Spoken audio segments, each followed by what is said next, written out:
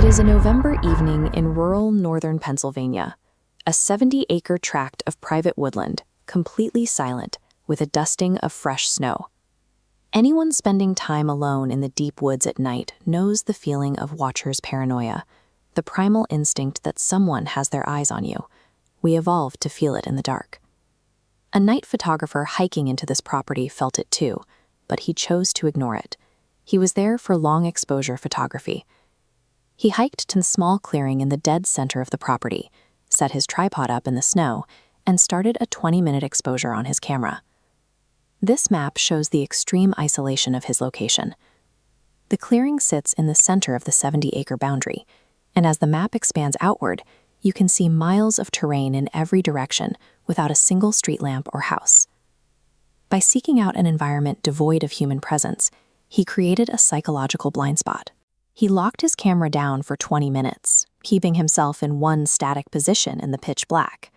About 10 minutes into the exposure, the woods are dead silent.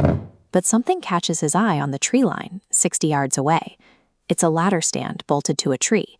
He knew this property well, and that stand had not been there the previous weekend. This layout highlights the spatial problem.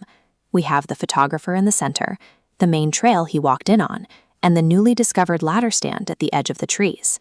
Because of the fresh snow, a specific detail becomes obvious. The snow around the stand is disturbed, but there are no footprints connecting it to the trail. The only tracks originate from the deep woods behind it. Whoever placed that stand did not use the path the photographer took. Unsettled, the photographer steps away from his camera to check his gear bag. He had left it leaning against a stump just 10 feet away from his tripod. The bag is unzipped. His extra lenses, his heavy flashlight, and his backup batteries have all been removed. They are laid out in a perfectly neat, precise row in the snow. Opening a zipper and arranging glass lenses takes time.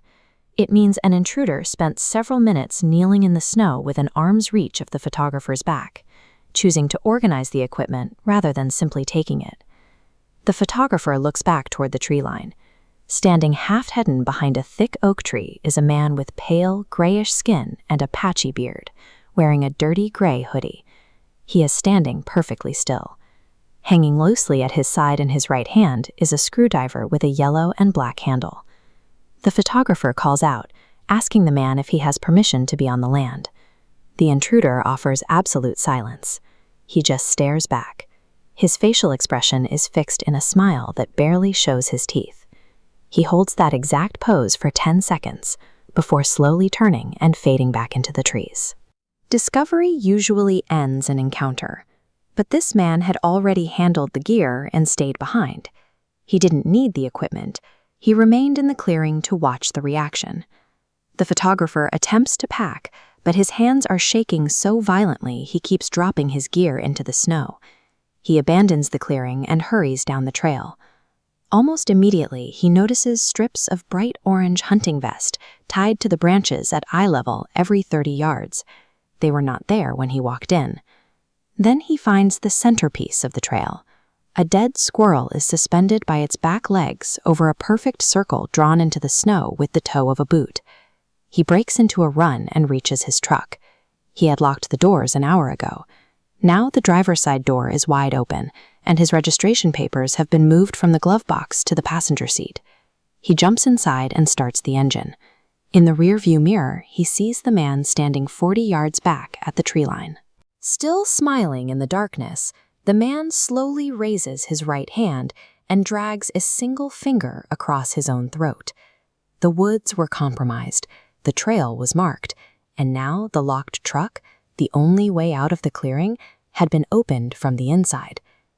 The next morning, police entered the property to conduct a sweep of the deep woods. Hidden in the brush, they found a makeshift camp made of old wood and tarps. The site was littered with animal bones, stolen hunting equipment, and trail cameras taken from other properties in the area. The camp confirmed the physical reality of the threat. This was a man living off the grid, operating within striking distance of the clearing. Police recovered the stolen property and dismantled the shelter, but they never found the man with the screwdriver. The wilderness is a living ecosystem that can harbor hidden threats. When your attention is perfectly focused on the stars above, you are blind to who might be focusing on you.